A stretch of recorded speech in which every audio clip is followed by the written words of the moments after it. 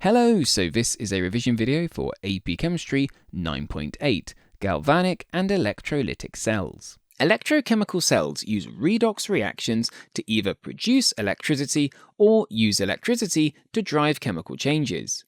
They are essential for understanding how chemical energy is converted into electrical energy through the movement of electrons and ions. There are two main types of electrochemical cells: Voltaic or galvanic cells that generate electricity from a favorable redox reaction, and electrolytic cells that use electricity to force an unfavorable reaction to occur. All electrochemical cells contain two solid electrodes placed into a liquid called an electrolyte.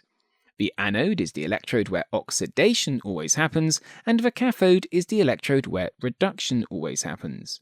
Remember, oxidation equals loss of electrons, reduction equals gain of electrons. Exam tip here, always remember anode as oxidation and cathode as reduction rather than the charges of the electrodes, because the charges of electrodes are different depending on the type of cell. Voltaic or galvanic cells produce electrical energy from a redox reaction that happens without any external energy input. A spontaneous chemical reaction, remember, as having a Gibbs free energy change of less than 0. Electrons flow through an external wire from the anode to the cathode.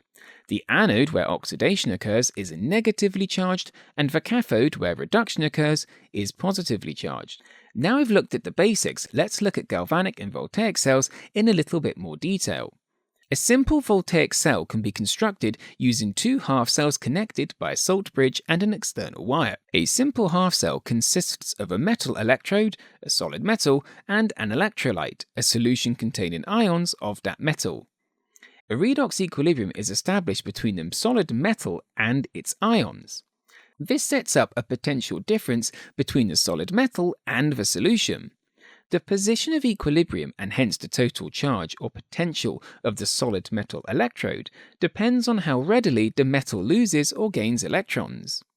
The electrode potential of a half cell cannot be measured directly, but we can compare it to a standard reference, like the standard hydrogen electrode, to determine its relative value. When you take two different half cells, one of the electrodes will have a greater negative potential than the other.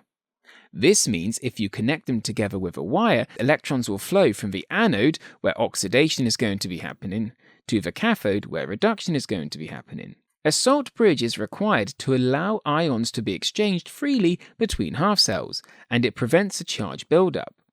Cations in the salt bridge move towards the cathode half cell, and ions in the salt bridge move towards the anode half. It is really important that ions in the salt bridge aren't reactive. This means when the ions enter each half cell, they don't interfere with the redox processes that occur. All they do is simply carry and balance charge. So let's have a look at that zinc and copper voltaic cell again in a bit more detail. At the anode, the zinc metal is oxidized. The released electrons travel through the external circuit to the cathode, where the copper ions get reduced. Copper 2 plus 2e minus goes to solid copper. As the reaction proceeds, zinc metal is gradually consumed and used up in the anode, and solid copper builds up on the cathode. The electron flow from the anode to the cathode will continue as long as zinc is available to be oxidized and copper ions remain to be reduced. The salt bridge maintains charge balance by allowing ions to move between the two half cells. This prevents charge buildup, which would otherwise stop the redox reactions from occurring. Electrolytic cells use electrical energy to drive a chemical change for an unfavorable reaction where Gibbs free energy change is greater than 0. Electrons still flow from anode to cathode, but the energy is supplied externally. So now the anode, where oxidation occurs, is positively charged, and the cathode, where reduction occurs, is negatively charged. The anode often loses mass because it gets oxidized, and the cathode often gains mass because ions get reduced and stick to its surface. For example, in the electrolysis of molten sodium chloride, chloride ions will be attracted to the positively charged anode and get oxidized into chlorine gas. And at the negatively charged cathode, positively charged sodium ions will be reduced and get turned into sodium. An electrolytic cell is made up of two electrodes placed into an electrolyte and connected to a DC power supply. DC power is really important. AC power doesn't work for electrolysis. An electric current is passed through a liquid or molten ionic substance, the electrolyte, which contains free ions that can move and carry charge. Electrons flow from the DC power supply to the cathode. Positively charged ions migrate to the cathode and gain electrons, they get reduced, whilst negatively charged ions move to the anode and lose electrons, get oxidized, which return to the positive terminal of the power supply. Exam tip here, I'm going to repeat what I said earlier.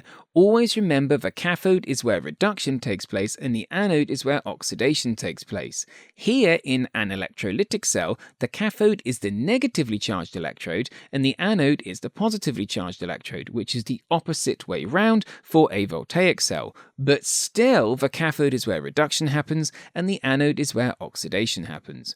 If you remember cathode is reduction and anode is oxidation, you will always be correct, regardless of whether a question is referring to electrolysis or Voltaic cells. We can predict the products formed at each electrode based on the type of electrolyte being used. For molten electrolytes, it's quite simple because the only ions we have present are from the ionic compound, so the cation gets reduced at the cathode and the anion is oxidized at the anode. For example, molten sodium chloride, as we saw earlier, would give chlorine at the anode and sodium at the cathode. For aqueous electrolytes, however, things are a little bit different, because water molecules, H2O, naturally ionize and split apart into hydroxide ions and H+ ions. As a result, these ions in the water may compete with the ions from the ionic compound at the anode and cathode for oxidation and reduction. We can use standard electropotential values or reactivity trends to predict which species will get discharged and oxidized or reduced. As a general rule, at the cathode, hydrogen ions get reduced to hydrogen gas if the metal in the ionic compound is more reactive than hydrogen. If, however, the metal in the ionic compound is less reactive than hydrogen, then metal ions from the ionic compound will be reduced and metal gets formed. At the anode, generally hydroxide OH- ions get oxidized to form oxygen gas. However, if halide ions, for example chloride or bromide ions, are present, they will usually be oxidized instead, unless their concentrations are very low. For example, if we now look at the electrolysis of aqueous sodium chloride, the reaction at the anode remains the same because chloride ions will be oxidized instead of hydroxide ions from the water, but at the cathode, hydrogen ions will get reduced instead of sodium ions because sodium is more reactive than hydrogen.